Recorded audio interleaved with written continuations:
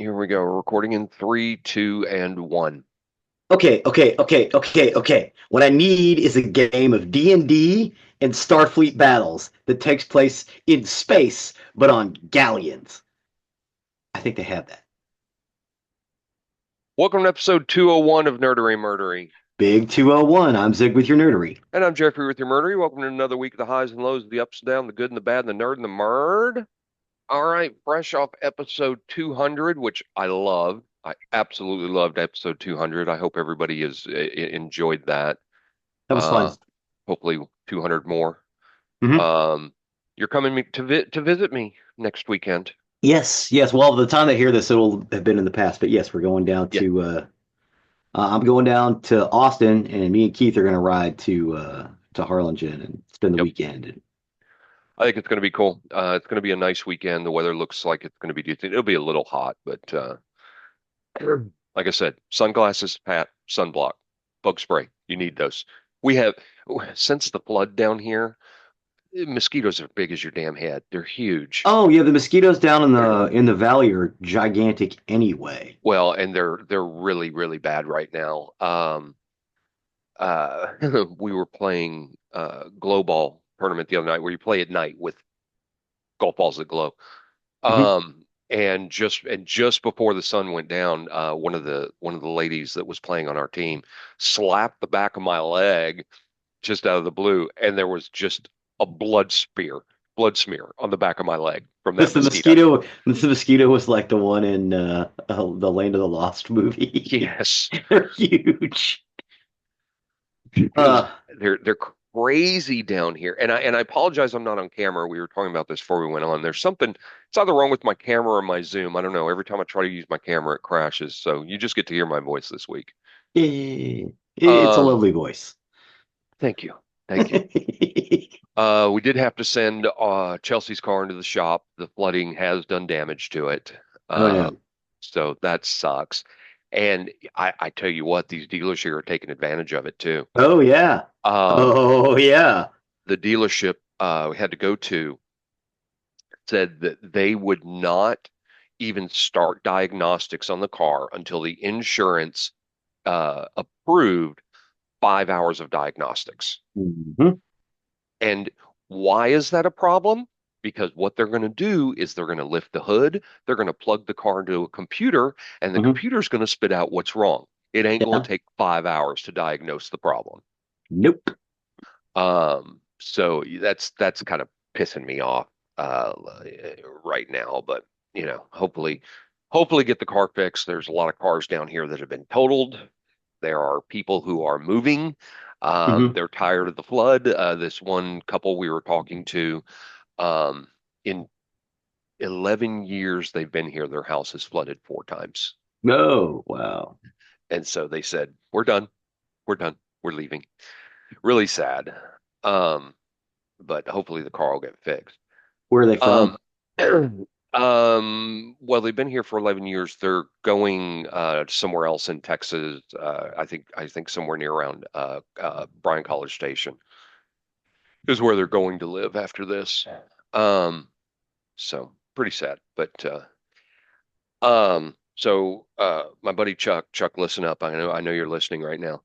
Um, Go to sleep, it, Chuck. no, he can't go to sleep yet. Oh, that's right. He can't go to sleep yet. Um, he told me I've got a problem because I have been addicted to the Masters this week.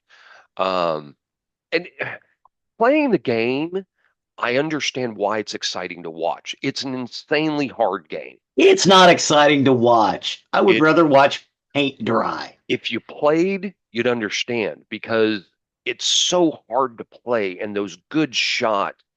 Um, but yeah, I've been watching it and I was sitting talking with him the other night and the Masters was on and I said, "Oh, look, that's hole 12. I hate that hole." And he's like, "Oh my God, you even know the holes now." I said, "Yeah, I do." But the funny thing is, the point I was going to come to this is, I've been playing golf almost 2 years now, and I'm less than an average golfer. I can't even say I'm an average golfer. But you have wedges in your bag. These are specific irons. You have your pitching wedge, your gap wedge, your sand wedge, and your lob wedge. The average player hits a wedge at the longest. 80 to 110 yards. My pitching wedge, I hit about 100 yards roughly. If there's a wind behind me, I can do 110. But anyway, so I'm watching the Masters the other day, and Rory McIlroy was up, and he was 158 yards to the hole, and the announcer said, "Oh, he's under 100. He's under 160. He's about 160 yards. He can use his pitching wedge for this." And I went, "Oh, go fuck yourself." Yes, yes, but he is a professional. He's been playing since he was a child. I know, but it was just funny because I'm just sitting there watching the game, and I have to yell at the announcers. Fuck you. And then another funny moment, there was a player who was to the left of some trees, the holes to the right of the trees, and he was gonna have to hit to the left to get clear. And the announcer goes, "So I think what he's gonna do, he's gonna hit over to the left so he can see the green." And the other announcer said, "Uh, yeah, because that's his only shot."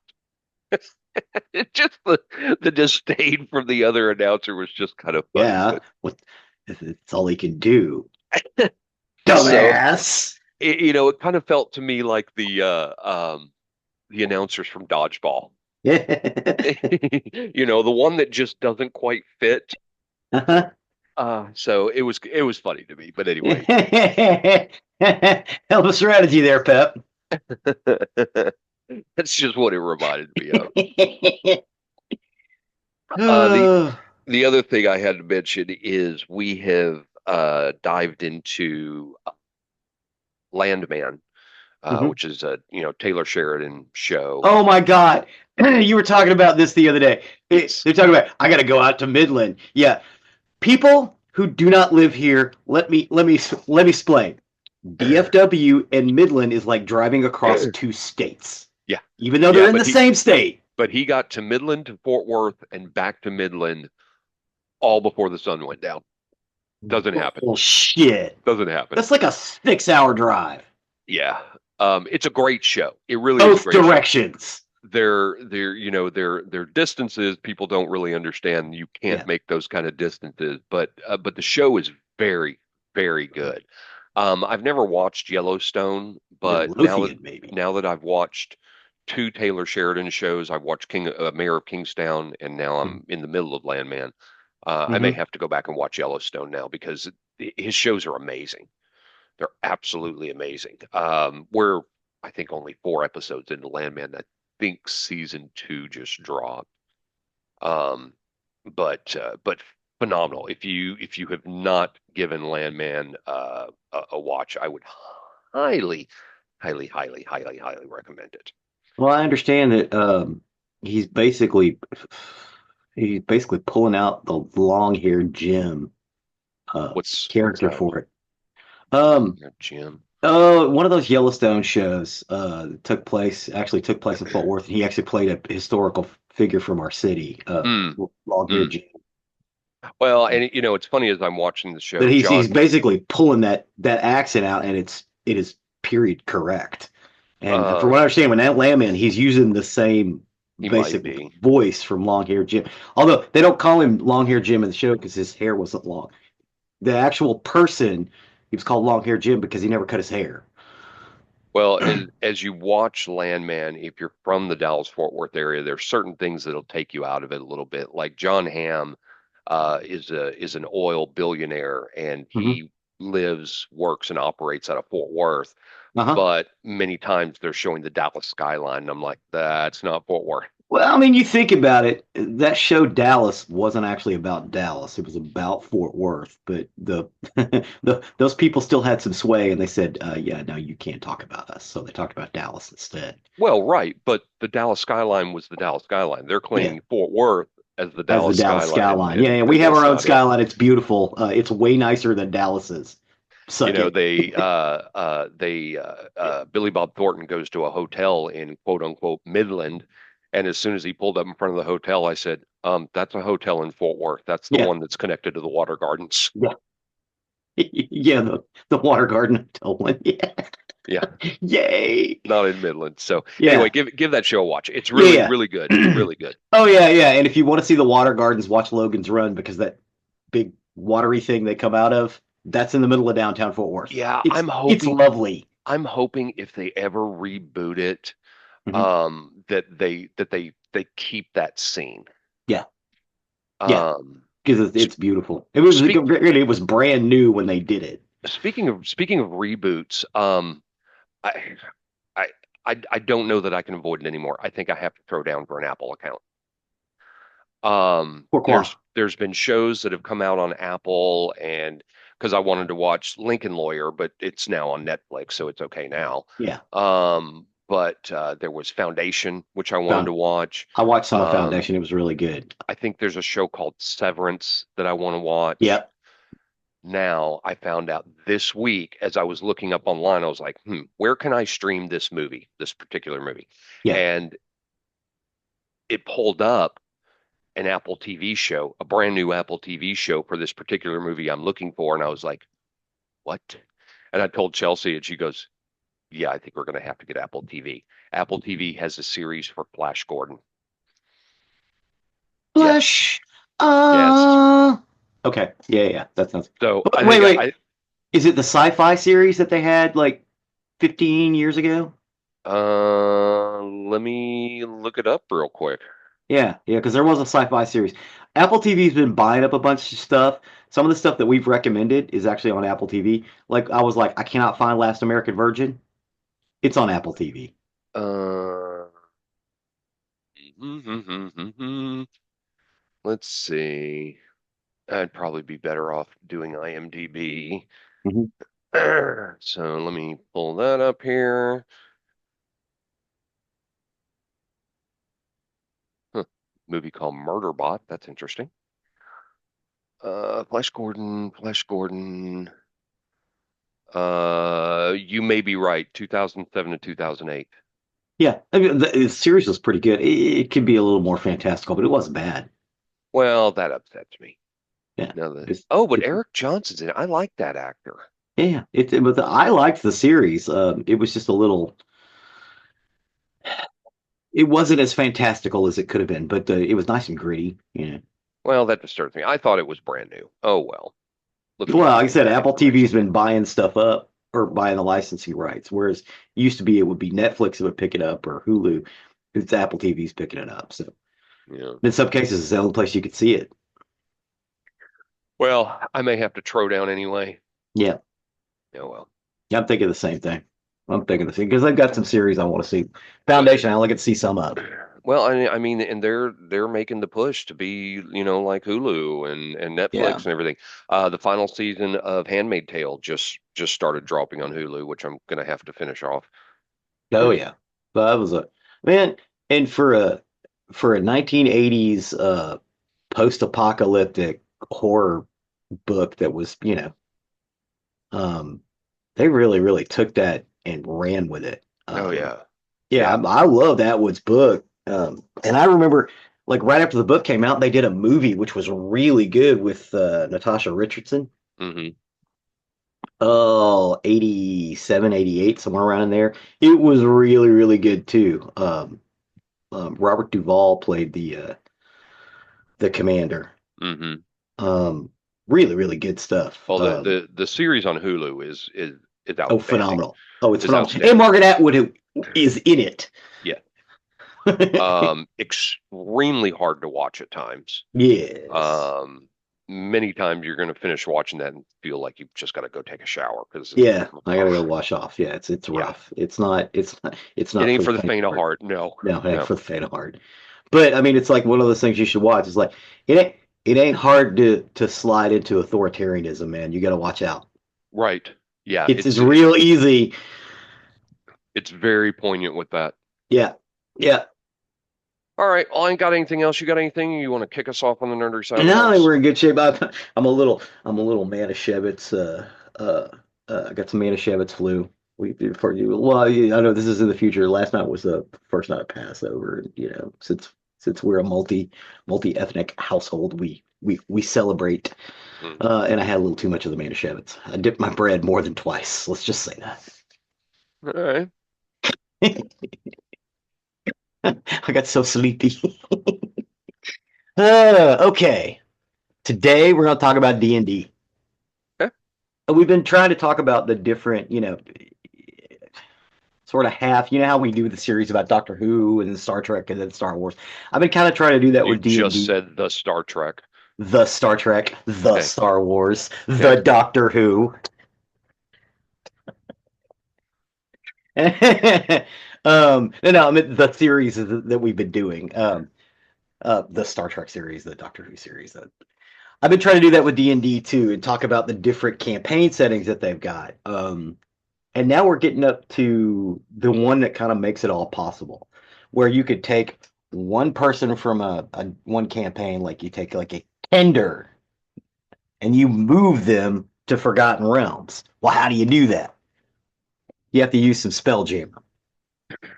There is even a campaign for being in Spelljammer. You don't just have to go to the planet and do the things. They have ship combat like Starfleet battles, but it's like naval battles because you got like catapults and ballistas and Greek fire and stuff like that.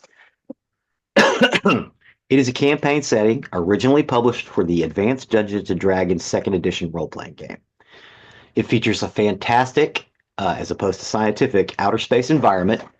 Subsequent editions have included Spelljammer content. A Dungeons and Dragons 5th edition setting update was released on August 16th, 2022. So Spelljammer is still active.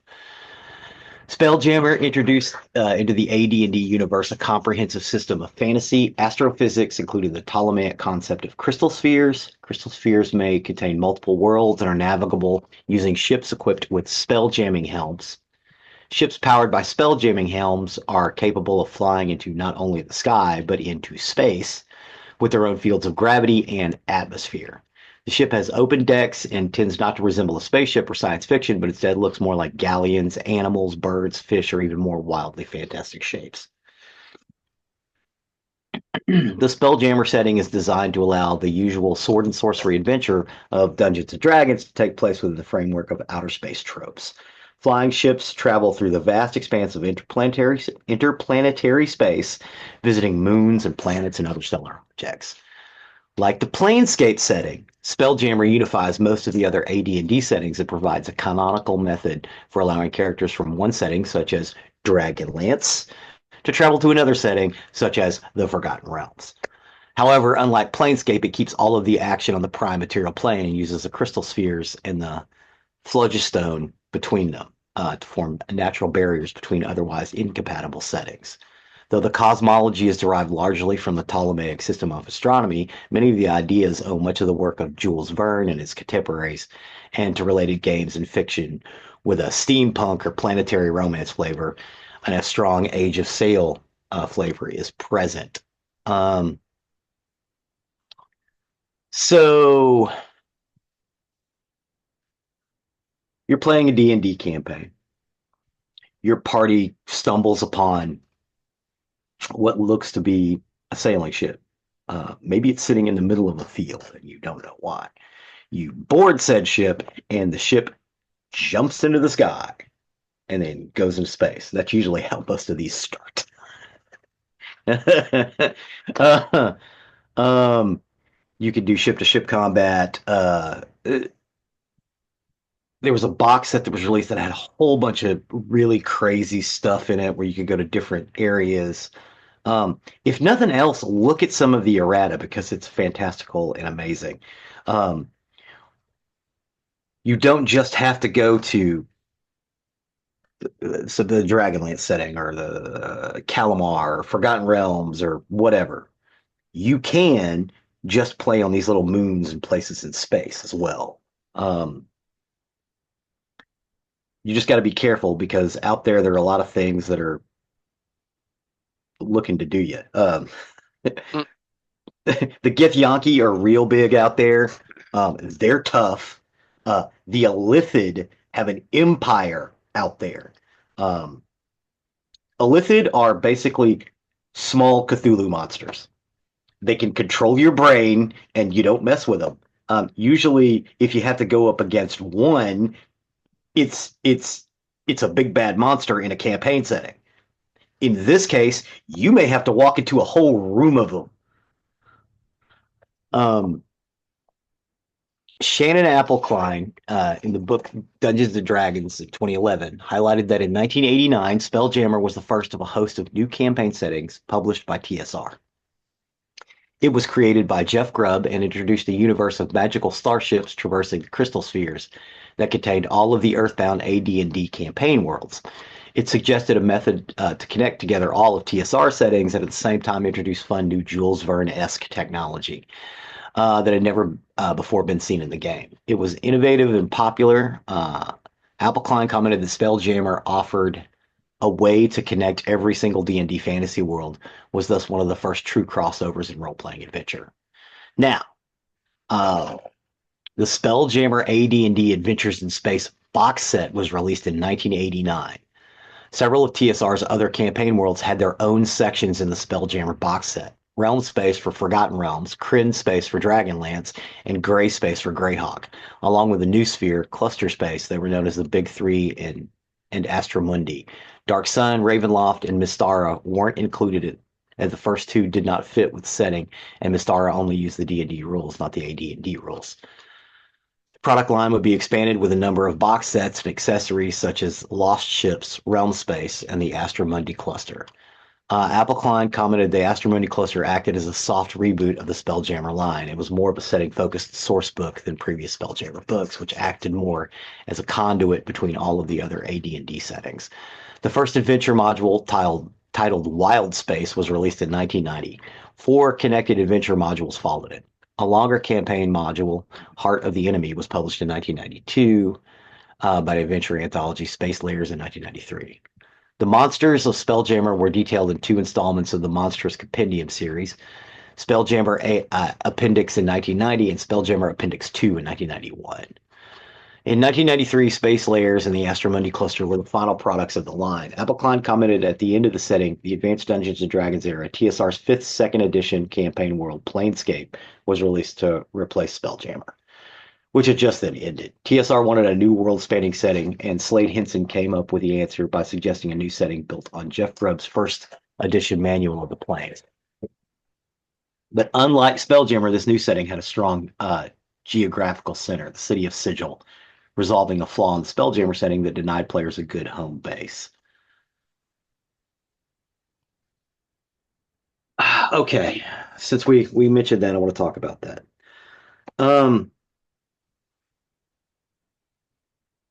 I get that you want your players to have a home base, a base of operations. It can just be the ship, like the Going Sunny in One Piece. The base is the ship. Mm-hmm. It's just easy to do that, and I think that those guys weren't thinking that when they came up with Planescape. I have nothing against Planescape. I think Planescape's kind of cool. It's dark and edgy and um, a little nightmarish. But I think Spelljammer is one of those things it's like a glue holding a bunch of that stuff together. And you definitely really ought to look at the end of the errata. It's beautiful. The Spelljammer line of products was discontinued by TSR before they were acquired by Wizards of the Coast in '97. In May of 2002, Piazzo published an article for Spelljammer in Dungeon number 92 titled Spelljammer Shadows of the Spider Moon. Using the D20 system, it provided new rules for firearms and spelljamming, as well as skills, feats, and prestige classes. Spelljammer monsters such as Neogi and Gif were not used. Instead, it featured creatures from the monster manual such as Drow, Fomorians, and Yuan Ti. In May 2005, Wizards of the Coast updated the Neogi to the 3.5 edition rules and supplement Lords of Madness. The book included a chapter with a sample map of crashed spelljamming vessels, cultural habits of the Neogi, and the monster stat blocks. In 4th edition, Spelljammer homage appears in the 4th edition manuals of the planes. The source book highlights Spelljammer ships as one method of traveling between planes and provides information for in-game use of Spelljammer vessels. In 5th edition, Spelljammer content also appeared the adventure module Waterdeep Dungeons of the Mad Mage. In the adventure, a spelljamming ship and its Illithid captain appear stranded in level 19 of the titular dungeon. Then in October of 2021, Wizards released the PDF Travelers of the Multiverse, which is part of the Unearthed Arcana public playset series. One of 6 player races, it includes 4 racers. Autonome, Gif, Hadozi, and Plasmoid are closely associated with its Spelljammer setting. Both Polygon and Bleeding Cool highlights that this playtest could indicate a future Spelljamming reboot. Wizards of the Coast released a new box set titled Spelljammer Adventures in Space on, again, August 16th, 2022. The box set includes a Dungeon Master screen, a double-sided poster map, and 3 64-page hardcover books: Astral Adventures Guide, a Dungeon Master's Guide, Boo's Astral Menagerie, a Bestiary, and Lights of Zeragus, an adventure model. A special edition with cover art by Hadro74 was also released. A prequel adventure module titled Spelljammer Academy was released for free on the Wizards of the Coast website and D&D Beyond in July of that same year. Monstrous Compendium Volume 1, Spelljammer Creatures, introduced 10 creatures from the Spelljammer setting to the 5th edition in April of 2022. So they're kind of going all in on it. Spelljamming helms are the central setting concept, which allows interplanetary and interstellar space travel for vessels which would otherwise not be space-worthy, in the form of a helm. Any spellcaster may sit on a Spelljammer helm to move the ship. The mysterious race known as the Arcane is the sole manufacturer and distributor of the space jamming helms within the Dungeons & Dragons universe. They are a method of converting magical energy into motive power. So one of the things you can do inside of Spelljammer is your helm gets broken and you're out in the middle of nowhere and you got to go find these arcane people to build you a new one. A lot of people who ran Spelljammer ended up doing that. Now, granted, most people who use Spelljammer use them to get from point A to point B, and there was a little stuff in between. You have to have a capable wizard, and they have to be kind of up in levels. But when they're controlling the ship, that's all they're doing. They can't do anything else. So it does kind of take one of your guys out of the party. Now for the science side of it, all bodies of a sufficiently large size have gravity. This gravity usually, but not always, exerts force equal to the standard gravitational attraction on the surface of any Earth-sized planetary body. Gravity in the Spelljammer universe is also an exceptionally convenient force and almost always works such that down orients itself in a manner most humanoids would find sensible. All bodies of any size carry with them an envelope of air whenever they leave the surface of a planet or other stellar objects. Unlike real-world astrophysics, the air envelope is not dispersible by the vacuum of space.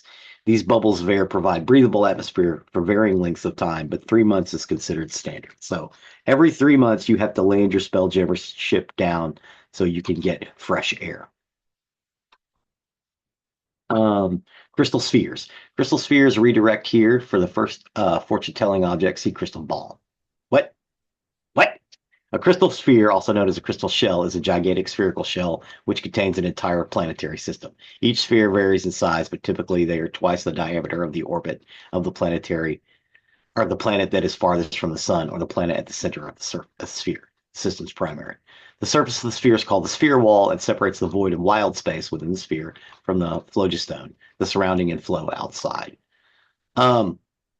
Wild space is similar to outer space of science fiction with planets, asteroids, and stars, but with different physics. Gravity is either none or the same as that on Earth, and is directed towards the center of planet-sized bodies or large objects in space, like spacecraft and enormous creatures. Gravity is directed towards a flat plane running through the object's long axis, allowing characters to stand on the decks of ships. Phlogiston is essentially a big ocean of a unique element that is neither air, fire, water, or earth. The phlogiston, known as the flow, is a bright, extremely combustible gas-like medium that exists between the crystal spheres. A signature property of the substance is it does not exist within the boundaries of a crystal sphere to the degree that it cannot be brought into a crystal sphere by any known means, up to and including the direct will of deities. Every crystal sphere floats in the phlogiston, or the phlogiston, very slowly bobbing up and down over time. Travel between crystal spheres is facilitated by the formation of flow rivers. So basically, these phlogiston rivers run back and forth between the crystal spheres, i.e., between Dragonlance, Dark Sun, and all this other stuff. Eventually, Dark Sun and Ravenloft were added, but Ravenloft is just a section of Forgotten Realms anyway. The Spelljammer is a legendary ship which looks like a giant manta ray and houses an entire city on its back. All spacefarers, people who live in wild space, have heard of the Spelljammer, but very few have ever seen it themselves. It is a ship that gives its name to spelljamming. Spelljamming helms and anything else connected with spelljamming. The ship has been reported to have been seen in countless spheres as long as records go back. Even some groundlings, people who live on planets, uh, who've had very little or no commerce with spelljamming communities, have legends about it. There are hundreds of conflicting legends about the ship, and the mythologies have developed around the ship that it's similar to the legends of the Flying Dutchman. I know a lot of people have pointed out that the Spelljammer, which is a single ship, the giant manta ray with the city on the back, that's actually where you get the helms from. Um, I don't know if a module actually said it, but I know that players have basically said, but you have to find it so you can get them to rebuild your helm. Oh, and I don't get it. It's got a giant city on the back, but few have ever seen it. Mm-hmm. Who's in the city? Yeah, the, the Arcana that build the helm. That's Okay, that's that's what I don't think they ever say it in the books, but I think most DMs, GMs, I prefer GM I do too. because yeah, because honestly, Dungeon Master, Game Master, It's the same thing, it's the same thing, but Game Master to me means you can do it for any game. right? Everybody I know who's ever played has been a GM at one point. Right. Me, Jeffrey, Donald, Keith, we've all done it. Hmm. Brandy too. Randy too, yeah. Yep. Um, it just this GM, but the GM basically is like, if you run into problems, you find the manta ray ship and they will build you a new helm, which seems like fun. I would like to get the new book, although you can still readily find the old errata um, in half price and used bookshops. Because when TSR discontinued a lot of stuff, a lot of people just sold their old books, you know, and just kept going with the newer editions. Third edition was huge. Everybody loved it. It streamlined a lot of the rules because AD&D second edition, you got to do some math.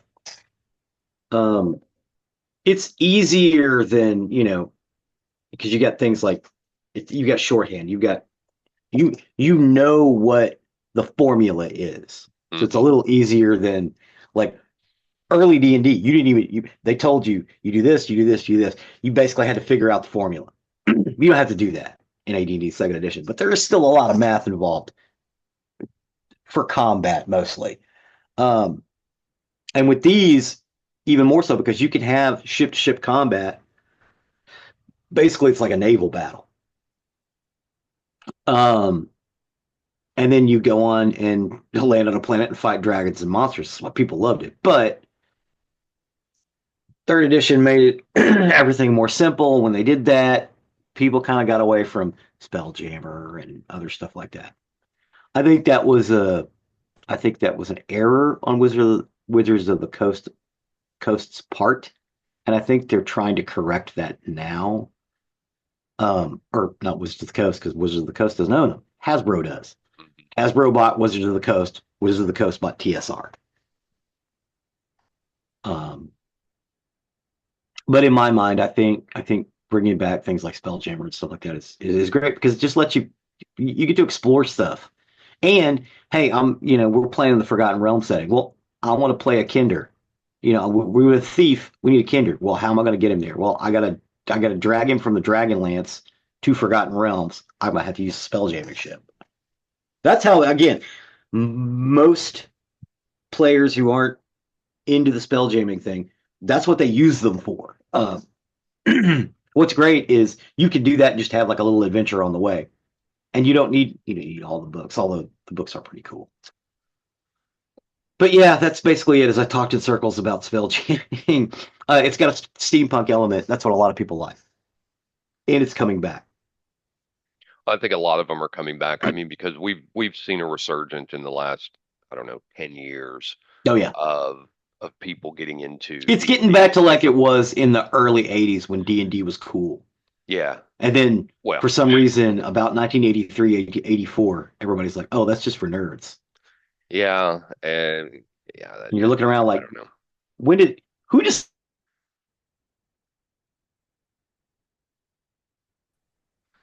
Yeah, I don't know.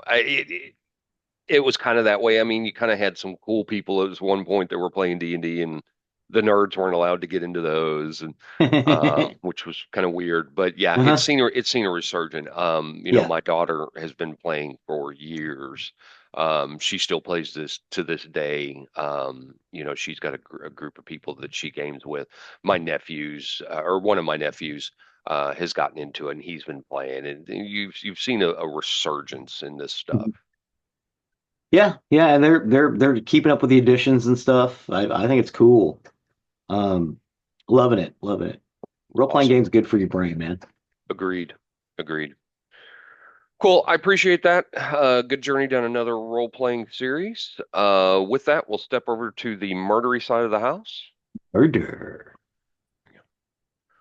So for today, I got my information off Medium, Wikipedia, Vanity Fair, The Independent, and Oxygen. And this is the story of the murder of Ted Amon.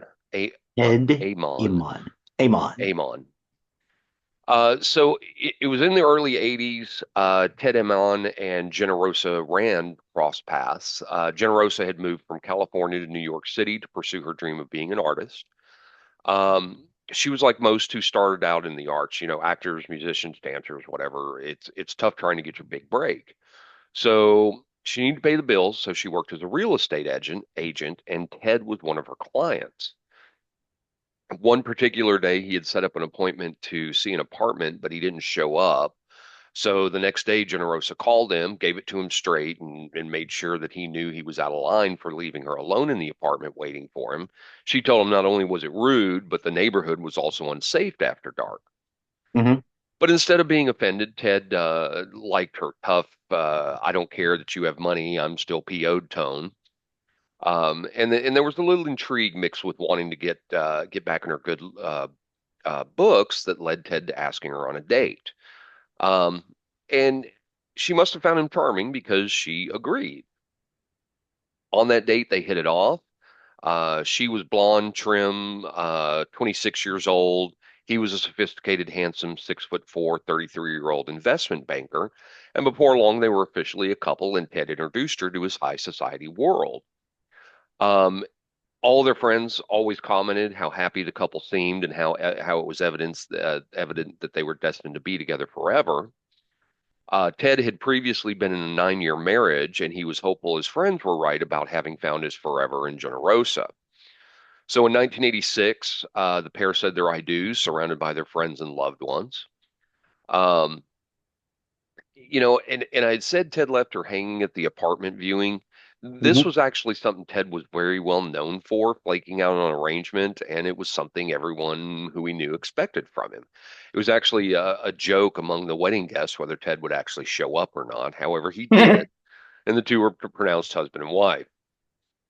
Generosa herself had been raised in the foster system after her mother's death, along with her sister, until tragically her sister was killed in a hit and run when she was a teenager. And this was a far cry from her new life as a high society wife. After the wedding, the newlyweds bought two properties. One was their main residence, which was a condo on 75th Street and Fifth Avenue in New York. And then they had a townhouse on East 92nd Street between Fifth and Madison Avenues, which Generosa used as an art studio. Before long, though, their seemingly perfect relationship started to take a turn. Ted worked super hours, and once done with the work, he would head to parties where he liked to rub shoulders with affluent social climbers. Hmm. Generosa felt jealous of sharing her husband, but she loved the fact that her husband was wealthy, but not the networking he did in order to keep his business healthy. Instead, she wanted him to be wealthy but available for her whenever she needed, and this is where the problem lay for her. From Ted's side of things, he felt that Generosa's spending was out of control and arguments began creeping into the relationship. Ted didn't mind that she liked to shop, but he complained to her that she was shopping daily and spending money faster than it was coming in. Generosa argued what else was she meant to do with her time other when all Ted did was ignore her. So bad enough that they were fighting within the privacy of their home, but it started having an impact on the social scene Ted had always been proud to been a proud part of. So the invites to those events started drying up. And when Ted heard about a few gatherings that had taken place without his knowledge, not only did he ask the host why he hadn't been invited, but he also asked around to others. Came back to him that guests felt uneasy witnessing the bitter arguments between Ted and Generosa in the public. And all of a sudden, all those in the social circle were no longer gushing about the Ammons being the perfect couple. In fact, Ted's friends actively began encouraging him to leave his wife, warning him that she was going to hurt him both financially and in his relationships. They felt that she was isolating him from those he loved, but he did love her. Despite describing life with Generosa as like, quote, walking on eggshells, he still chose to try and make the marriage work. He explained their troubles away to his friends as just a rocky patch and they would get through it. And he was so convinced things would get better, he bought a loft apartment in the Soho neighborhood for Generosa, which was a bigger and better space for her to work on her art. He figured that if she was busy with her art, she wouldn't notice and or complain about him working long hours or socializing, but it didn't work and the relationship didn't get any better. Generosa was still determined to make it in the art world, so she decided to hand her portfolio around in hopes that the gallery would exhibit her work. The problem, though, is that her reputation had gotten around. You know, the art world is often made up of socialites, the same socialites who had started on inviting her and Ted to events. So nobody wanted to work with her for fear they would lose clients or potential buyers. And then soon the few friends they had left began to distance themselves further and further from the couple. So like I said, the parties hadn't been a problem for Generosa. She just didn't like Ted not jumping to attention whenever she needed him. When she was in the mood, she enjoyed socializing as just as much as he did. And so with invites no longer coming in the mail, they decided to integrate themselves within new groups. Generosa started throwing dinner parties for her artist friends.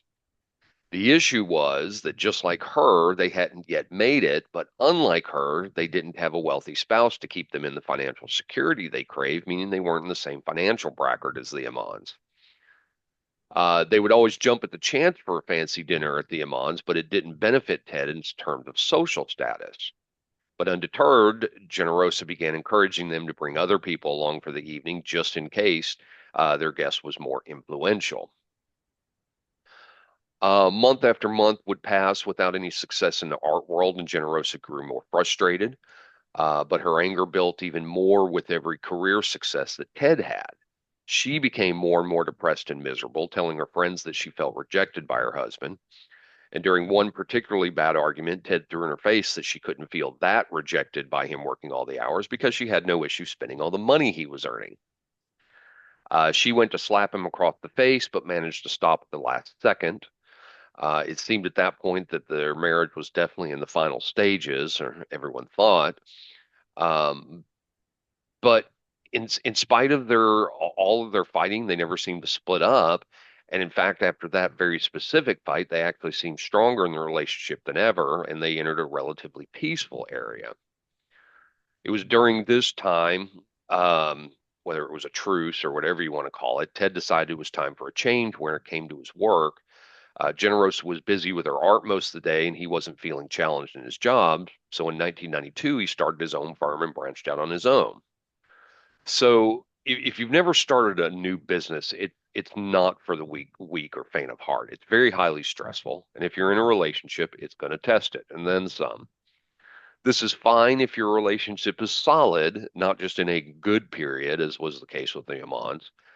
Knowing the stress Ted would be under from starting a business from scratch, his friends were very worried about him, but he shrugged off their fears, reassured them that he and Generosa were okay and the challenge would be good for him. He bought a small startup with the goal of fixing its issues and growing it with new ideas. The business made newspaper advertisements, and he was determined to turn it to a multi-product corporation. He called the company Big Flower Press, which was a name his kids had chosen. Oh, I'm sorry, I didn't mention they had kids. Um, the, He had they kids with his previous wife, or he had kids with they her. they adopted. So Generosa hadn't been able to conceive, so the Hmm. couple went down the IVF route, but it failed multiple times. So eventually they decided that adoption was going to be the best way. Hmm. So they adopted 2-year-old twins from the Ukraine, a boy named Greg and a girl named Alexa. Um, and this isn't easy.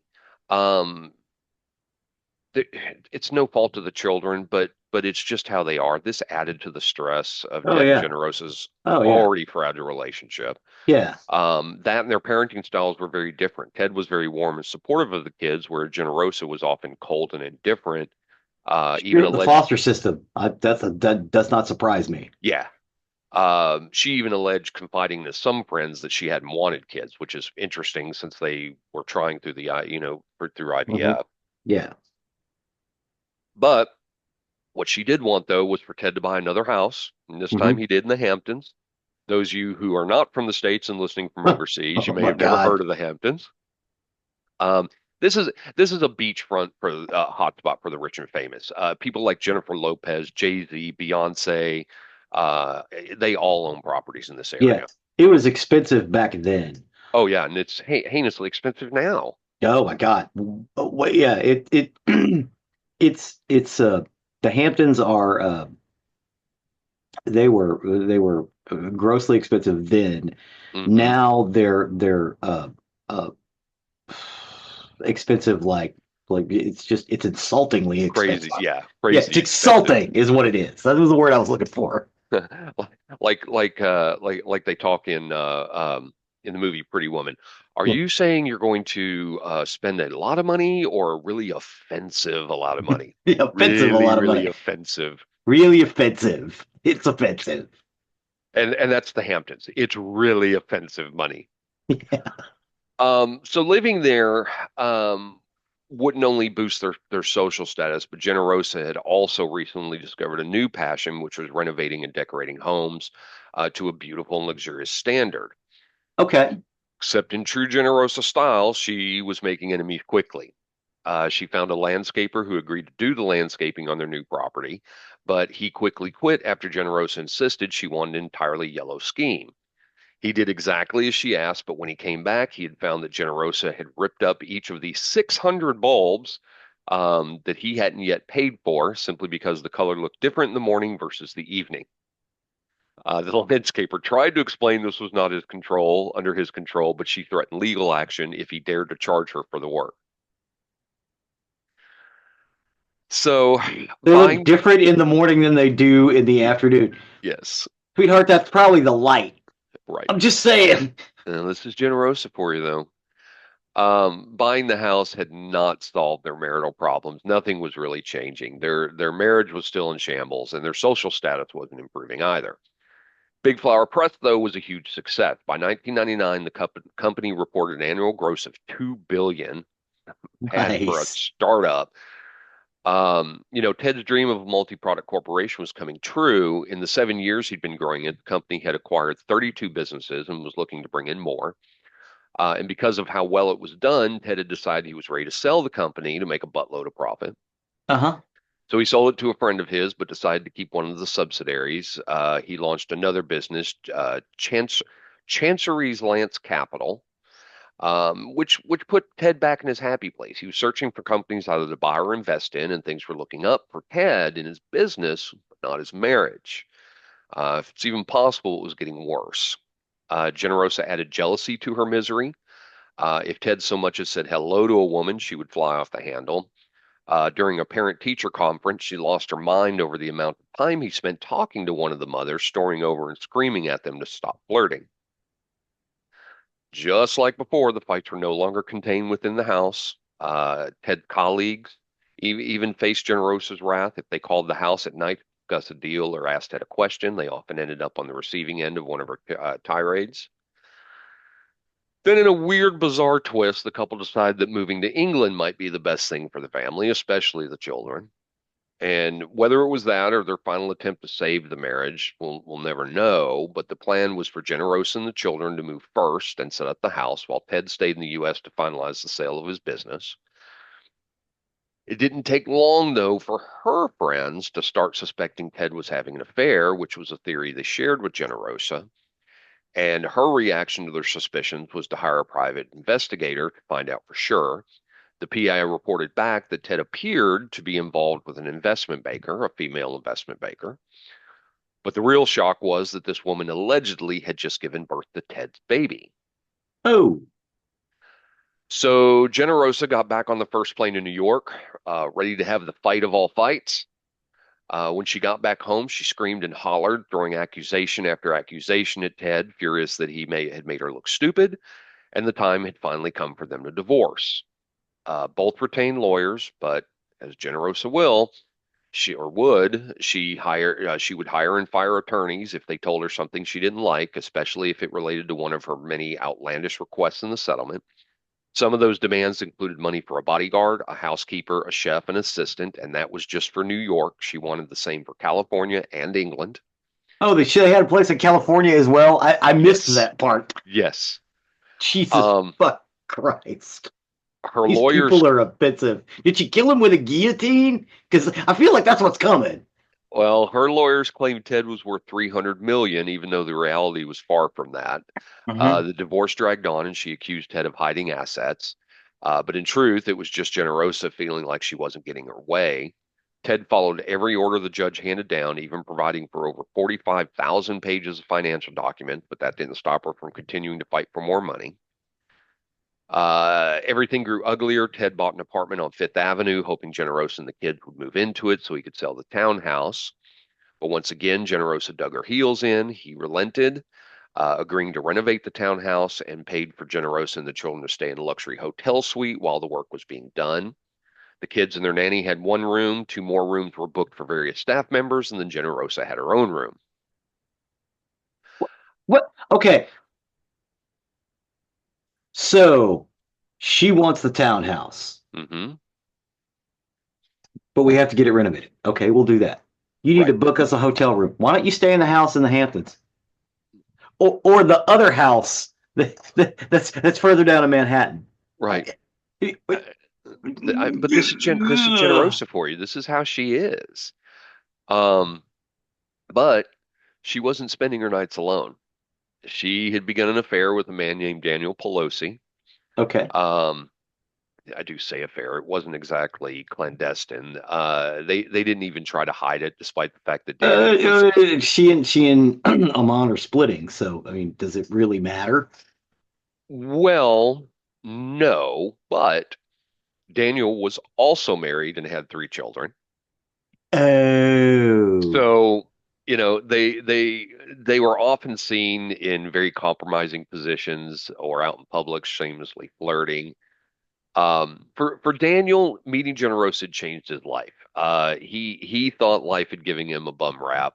He had a history of drug and alcohol abuse, which he claimed stemmed from an injury he sustained on the job. mhm. He had attempted to sue his former employer, but the suit went nowhere. So meeting Generosa with her wealth and extravagant lifestyle all felt like his Christmases had all come at once. Daniel had been hired to lead the electrical crew working on renovations at the townhouse.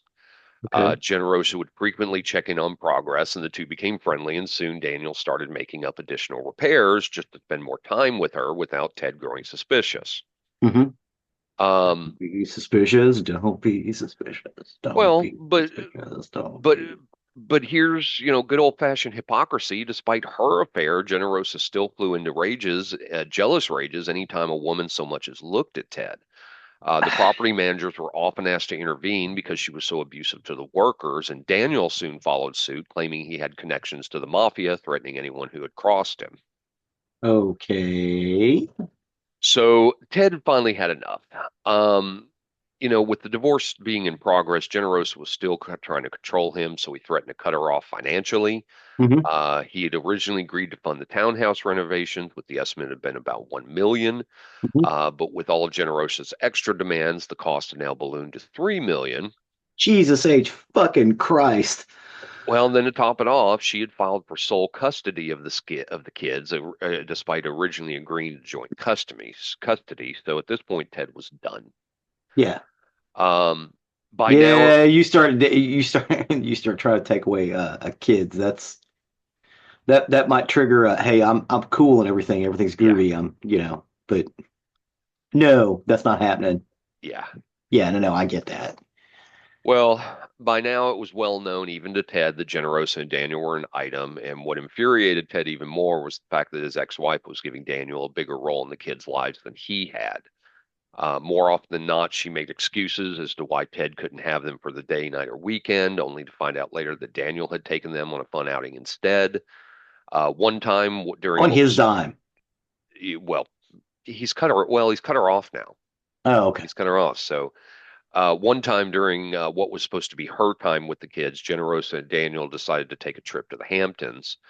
Um, and instead of making proper arrangements and calling Ted asking for a swap, she simply left the kids with the doorman at Ted's apartment. Wonderful woman. Thankfully, the doorman called Ted immediately, who dropped everything and raced home to be with them. Hmm. Whenever the kids were with her, Generosa did everything she could to turn them against Ted. She told them crazy stories like Ted being connected to the mob, or that he was spying on them, or that he was trying to get Daniel arrested for spending time with them.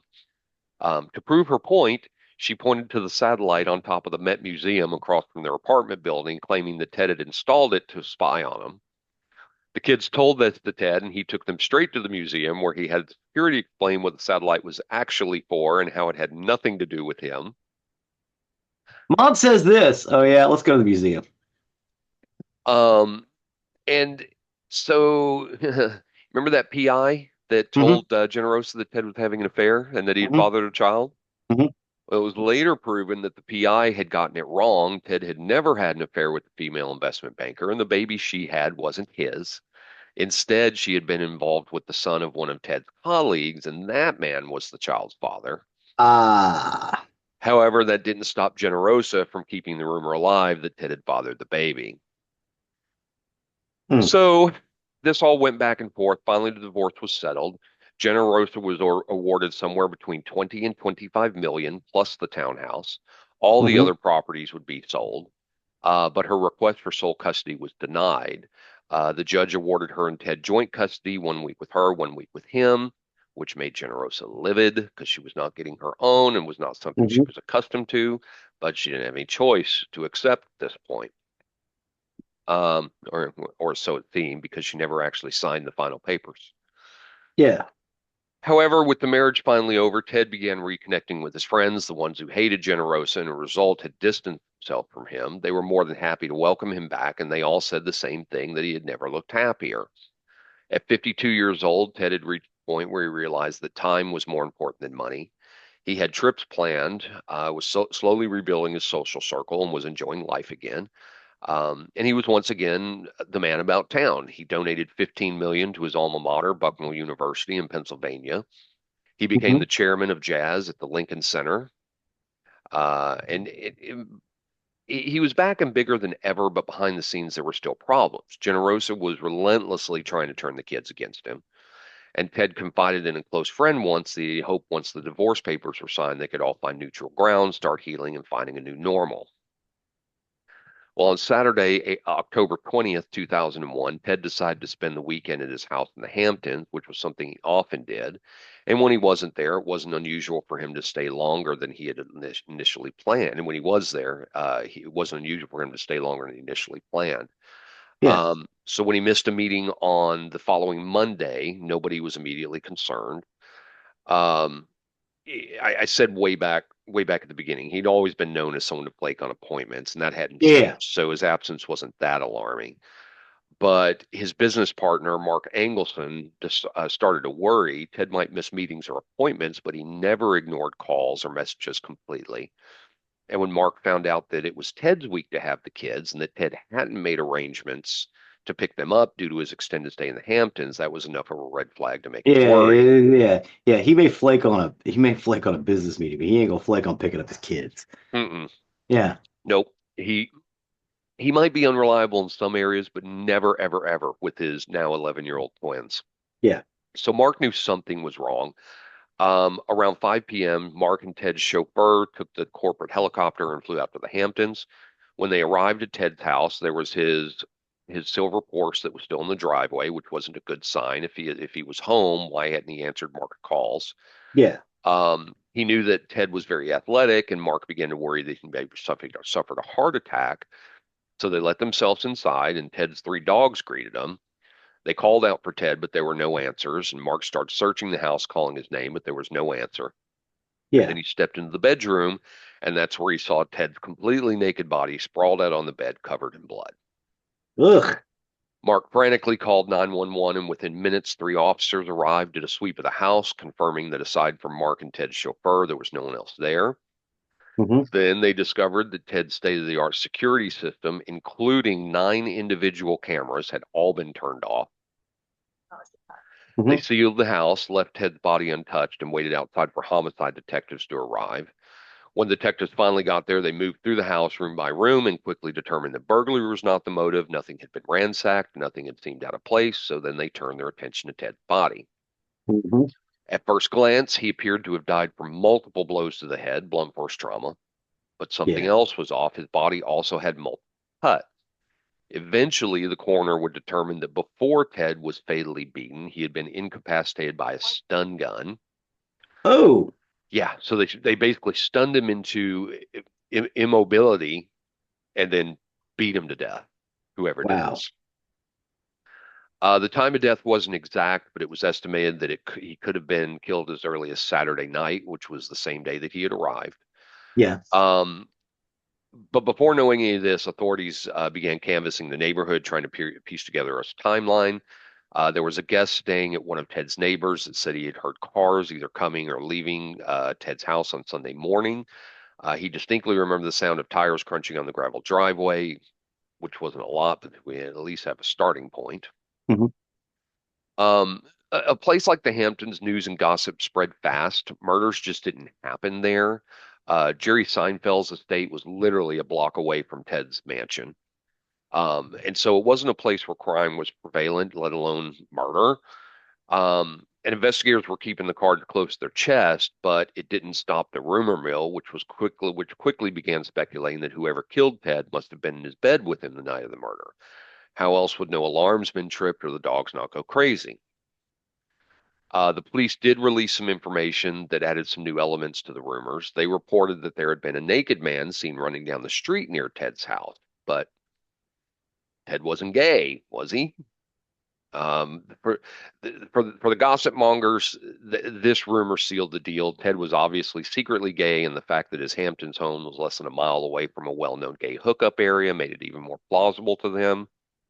But Ted's friends were adamant the rumors were nothing more than made-up stories, and they were deeply offensive at that.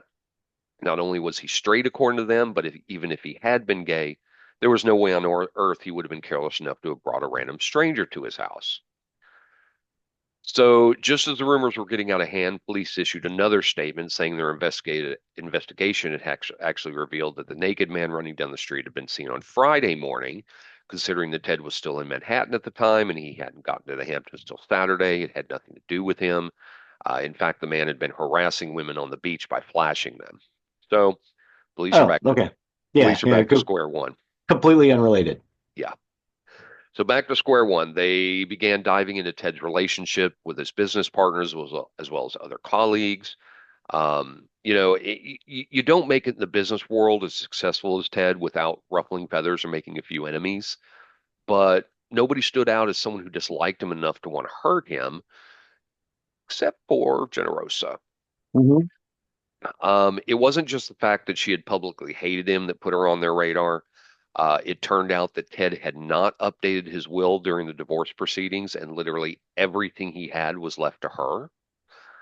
Giant motive if you want someone dead. Hmm. To top it all off, she made it clear that money was her top priority as soon as his death was announced. JP Morgan Chase was listed as the executor of Ted's will, along with Generosa as the other. His estate at the time was worth 81.4 million, and JP Morgan filed a motion to have Generosa removed as the executor until the end of the murder investigation. Hmm. Um, this made her angry, and she fought back against the bank, cursing them for their actions. Her lawyers claimed that she was that it wasn't that she was money hungry, but that she needed to pay for the essentials. Right for her, essentials. Ted's friends laughed about this and even told J.P. Morgan's lawyers they would happily testify in court if needed. Generosa decided to use the gay rumors to argue her case, saying that police told her they were close to solving the case and it was looking like the gay lover of Ted had committed the murder. Then the case took another Honestly, turn. he could have been bi. Sure, Yeah. sure, but I don't think this has anything to do with that. Yeah, no. I mean, it sounds like there's a completely unrelated case of a nude guy running down the street. Yeah. So the case took another turn when Daniel Pelosi made a court appearance of his own, completely separate from the fight for Ted's money. And just to backtrack slightly, only 3 months after Ted's murder, Daniel finalized his divorce and immediately married Generosa, Uh-huh. which had not gone unnoticed by the police. Uh-huh. They did find the speed of the marriage suspicious, considering how much Generosa was set to inherit if her appeal was successful. Uh-huh. The couple initially moved into the family homes in England, but came back after a few months. And then on September 16th of the same year of Ted's death, Daniel was pulled over by police for weaving in and out of lanes. And once he stopped the car, he jumped into the back seat. When officers knocked on the window, he told them he hadn't noticed them pulling him over. He simply stopped because he needed to flee. Officers requested he perform breathalyzer, which he refused.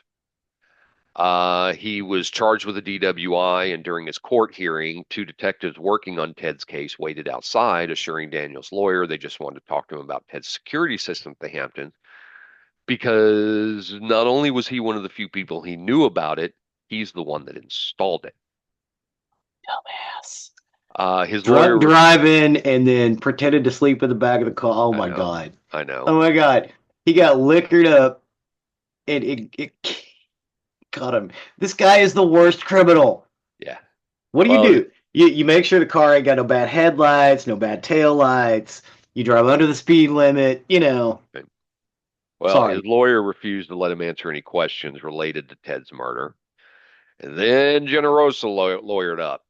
She Uh-huh. was still fighting J.P. Morgan, but she felt the heat of the detectives looking at her as a strong suspect. Uh-huh. Daniel's lawyer for the DUI case referred her to Mike Shaw, who was a lawyer who made himself name for himself after defending another woman accused of murdering her husband.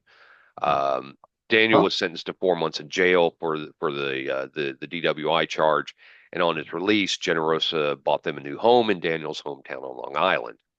Okay.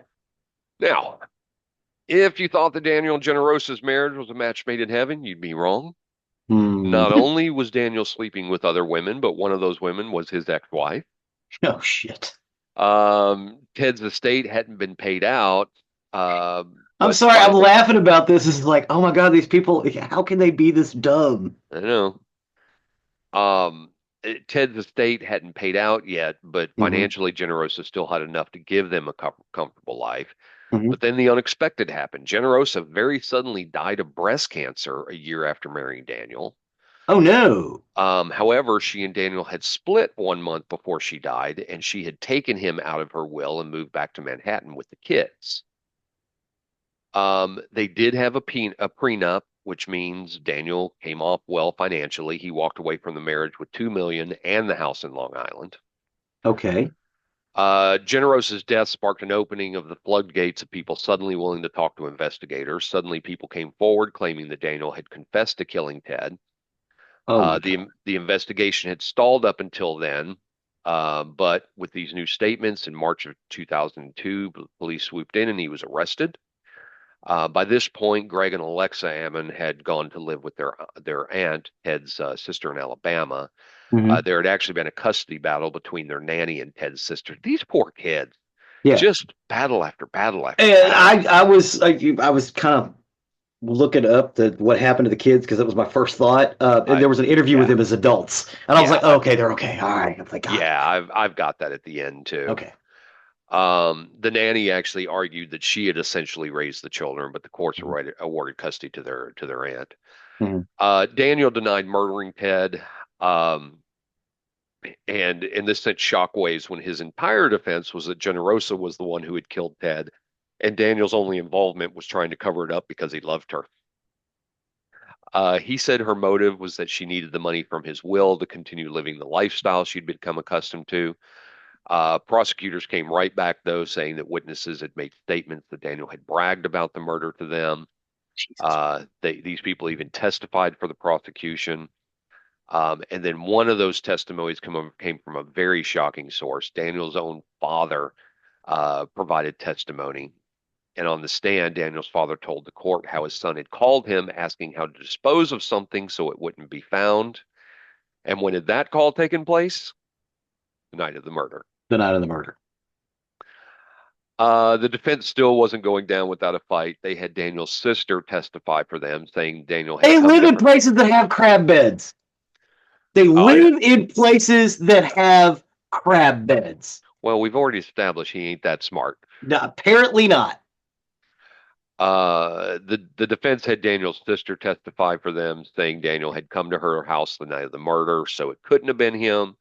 And then they doubled down on Generosa being the real culprit. You know, and here's the thing: when you're talking about a criminal defense case, the defense does not have to prove anything. They just have Yeah, to prove reasonable doubt. that's right. If there's This, reasonable the doubt, you burden have of to the burden of proof is on the prosecution. That's the way. 100%. That is why our legal system is used all over the world because Correct. it was a good idea. Correct. Well, this is what the defense was trying to do was get a reasonable doubt acquittal. Yeah. During the trial for the murder he was blaming that Daniel was blaming on his dead estranged wife, Daniel married his pregnant girlfriend. Yes, she was pregnant with his child. And nothing says romance like a shotgun wedding in the middle of being accused of killing your dead wife's ex-husband. Yeah. Yeah. Yeah. After spending after spending 2 to 3 months in the Who Scout for DWI. Right. Oh my God, this fucking moron. Well, in December of 2004, 3 years after Ted's murder and after 3 days of deliberation, the jury came back with a guilty verdict. They sentenced to Daniel Pelosi to a minimum of 25 years to life in prison. He will be eligible for parole on October 14th, 2031, where he will be 67 years old. At his sentencing hearing, Daniel called himself, quote, a victim of the media and circumstance, and then directly addressed Greg and Alexa, who were 15 by this point. He looked at them and said, quote, I never lied to you two. I'm telling you to your face, I didn't kill your father. Alexa, however, at the sentencing said, quote, I don't know how Mr. Pelosi lives with himself after what he's done to our family. I hope he rots in jail. Wow. During his incarceration, Daniel's been in and out of solitary confinements at the Southport Correctional Facility. He still maintains he had nothing to do with Ted's murder, insisting it was Generosa who killed her former husband and then set Daniel to take the fall. Last year, in a very complicated but detailed explanation, he told Piers Morgan on a show called The Killer Interview, quote, I did not do this murder. I did not kill Ted Ammon. Instead, he claimed that Generosa, along with the help of one of his employees, Christopher Perino, and two other identified individuals, killed Ted. Incidentally, he's never given the names of those other two people. Christopher Perino had been implicated at the same time Daniel was arrested, but he took a plea deal. He testified that on the night of the murder, the two of them had gone to Ted's place. Daniel had gone inside, and when he came out, he was, quote, disheveled and had blood on him, some of which got on the car. I asked him what happened, and Danny said, I had a fight with Ted, and I think he's dead. So, because of the plea deal, Christopher was only sentenced to 6 months for facilitating Ted's murder. Um, Ultimately, Ted Ammon died over greed. Yeah. The irony of this is whoever killed him, whether it was Generosa or Daniel, neither of them got to enjoy the benefits of the money. Yeah. All of Ted's assets were awarded to Greg and Alexa. Hmm. And the biggest tragedy of it is these two children became orphans all over again. Yeah, Instead of being adopted by a loving couple and getting their happy ending, they lost their parents for the second time. yeah. You For the know, to second all time in their lives. yes. And Greg and Alexa, they were in their early teens when Daniel convicted. They have lived a quiet life until 2015. That's when Greg decided he wanted to make a documentary about their lives and their parents' deaths. At 2015, at 20 years old, in 2015, at 20 years old, he released a documentary called 59 Middle Lane, which followed the siblings visiting family, returning to the mansion where their father had been murdered, hence the title. That was the address. And then they traveled abroad to find more about their birth mother, which they did. She had apparently been a prostitute who died of alcoholism. Greg is now married with a child of his own, and he had recently posted on Instagram saying, "quote Even though I only had a short time with my parents, they have given my sister and me so much to be thankful for, and I'm very appreciative of that. If you're fortunate enough to still have your folks around, do yourself a favor and remind them how much you love them." And that's the story of the murder of Ted Ammon. Well, thank you for that. I thought it was a very fascinating story. Yeah, that was really good.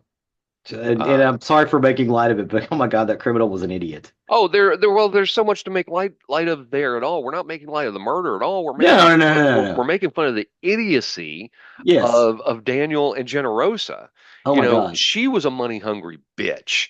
You know, let's put all the cards on the table. A money hungry grubbing bitch. And Daniel was a leech. Um, you Yeah, know, he leached onto it and he tried to benefit from it.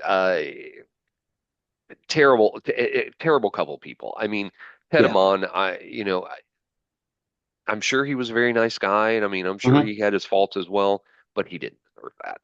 He deserved to be stunned, beaten to death, and stabbed. No, no. Or, So, I'm sorry, stunned, stabbed, and beaten to death. right, right. So that's my story for this week. Appreciate you sitting with me through that. I know Sure. that was kind of a long one, Yeah, it but I just found the story fascinating. So, was a good one. that will take us to the end of another recording week. As always, you can find more information about us on nerdyermurdery.com. That's our hub, our website for everything we talk about. You'll find links to this episode, pictures of this episode, and you'll also find the link to our YouTube page, which Dig so often update. Yes, and in this particular playlist for Spelljammer, episode 201, it basically goes into how you do the ship combat and stuff like that. There's a couple little videos on it. They're all about 10 minutes piece. You guys, if you're interested at all, go check those things out. It gives a deeper dive into what I did. Awesome. Appreciate that. Sure. You'll also find the link to our merchandise page, which if you wish to show off your nerdy and murdery fandom, please do consider purchasing something from there.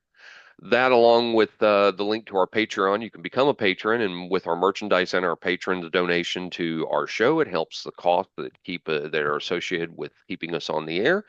There are costs to upload, to produce, to publish our episodes, everything like that. So please do consider one of those two avenues to help keep us going. We do appreciate each and every one of you. Please and thank you. Please and thank you. And don't forget to leave a 5-star review wherever you can. It really helps us and helps others find our content that may be looking for the information we discuss. And last but not least, Chuck, you can go to sleep now. Go to sleep, Chuck. With that, I have been Zig with your nerdery. and I'm Jeffrey with your murdering. Cue the music.